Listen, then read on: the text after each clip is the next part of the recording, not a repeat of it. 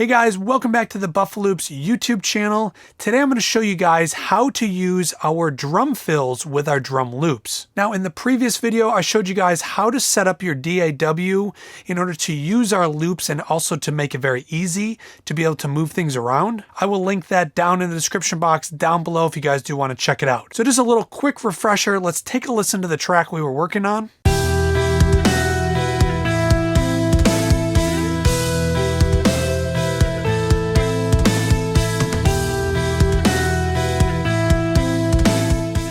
Okay, so the first thing I'm going to show you guys how to do is add a drum fill to the beginning of the song, because right now it just all comes in all at once, but it would be nice to have a little drum fill to start off the song.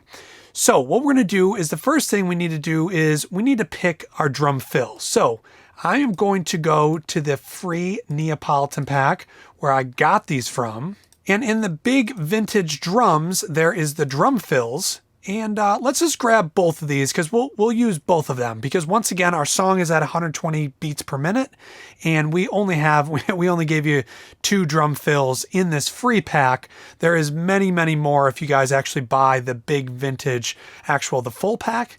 But let's just select both of these, click open, and here is our 2 drum fills. So let me just quickly solo these.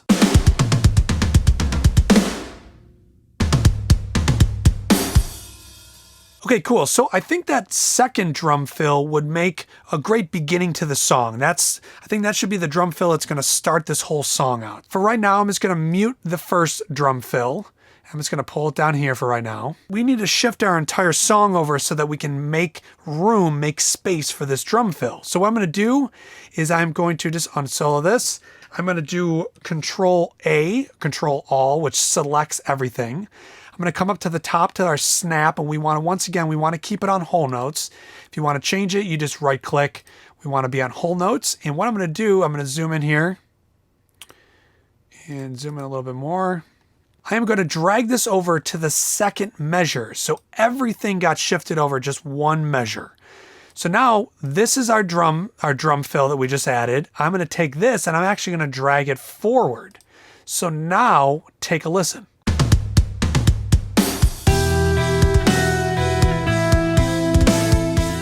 So that's obviously a very easy way to just simply add a drum fill to the beginning of a part.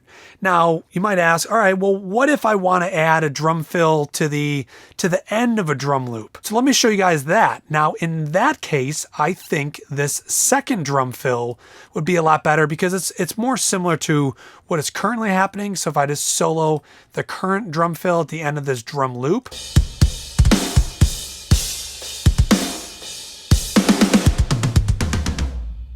so let's say for whatever reason we want to change up these drum fills, we don't want to have it the same. So I'm going to unmute this second drum loop and unsolo this. At measure 9, I think that's where this drum fill is going to come in. So I'm just going to slide this over first. Let's mute this. Let's just make sure. Yeah, measure 9, that's where we want to have it.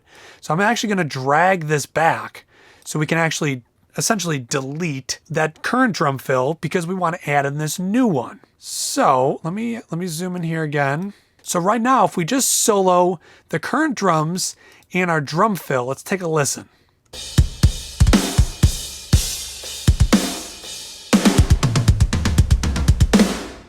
Couple things that I notice, and these are a few issues with working with drum loops, and the reason why they're not as flexible as having just individual samples or some sort of MIDI drum kit is, number one, if we listen to just the original drum loop, that crash cymbal that we're playing on just stops. It just stops dead. Also, you're going to notice the drum fill actually goes past the following measure and actually goes into the second measure. So that flam on the snare comes in at the same time as the crash on our second drum loop. So you can see right here, if I just zoom in, you can see this is where the next loop starts, and we got that snare flam that's happening. Let's first fix the issue with the crash that just stops. So now if you guys actually buy the big vintage drum kit, you actually get kick crash transitions. What that means is it's just a kick drum with either one crash, the other crash, or both crashes to be able to use with these drum fills. So if we just solo just this one file, that's all it is. But that's also a great way to keep that crash cymbal in there so that it just sounds more natural. So let's go ahead and we'll solo the drum loop that I cut.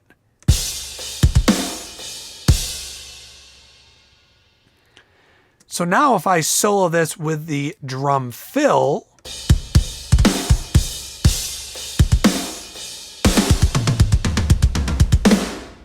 so now you're hearing the kick and the crashes hit all together, but you're also hearing the drum fill start right away, which technically isn't, how you'd be able to play because you couldn't hit the crashes and start a drum fill at the same time.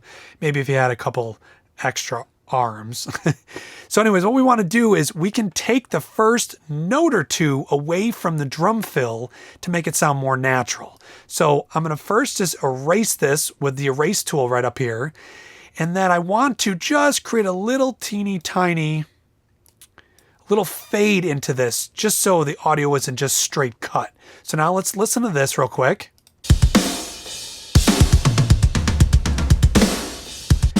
I mean, that would work. We could also just go back one more hit on the drum right here. And once again, do that little mini fade. Let's listen to this.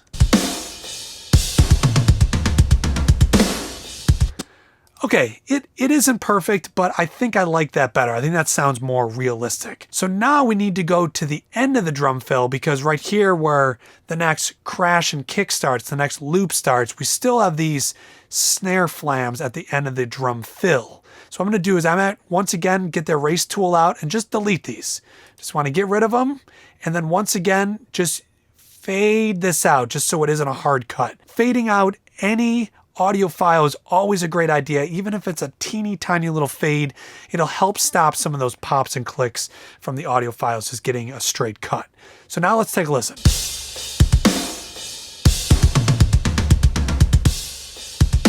So that's pretty good.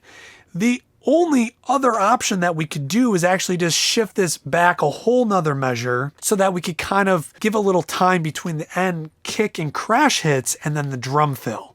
So let me quickly do that. So I'm going to turn snap back on, and then I'm going to go ahead and go back to where our first drum loop is. I'm going to pull this back to its measure even before that, which also means I'm going to take our kick crash transition. I'm going to pull that back one measure. And now I can pull also back the drum fill. So now take a listen to this.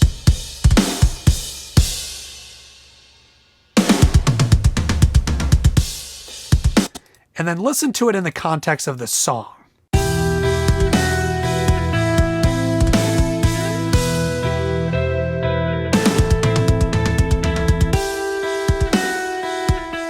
So I think that sounds pretty great. That really seems to fit the song a little better. Because these are loops and because these are separate drum fills, not all of them are going to work together really well. It's not going to always fit with your song. So you do have to kind of, tailor these to, depending on which drum loop you use or drum fill. You're going to have to get into a little bit of the production side of things and make sure things are actually going to fit and work. But now that we've done all this, let's go back and listen to the whole song now, this new part that we've created. Let's just take a listen to it.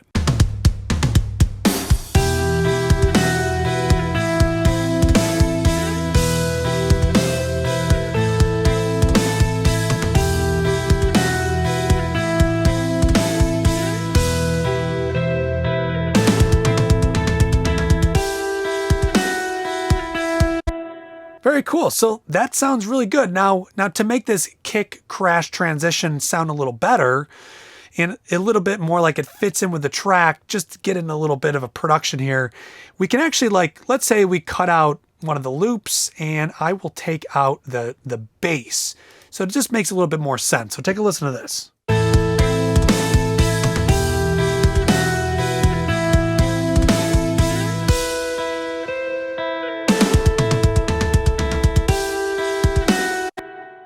Now, of course, after that new drum fill that we put in, if we put the bass back in there and added our second guitar in, which let me just quickly do so you guys can hear it. We'll slide this over. So something like this. This would really make what we did with the cuts and fills really sound better.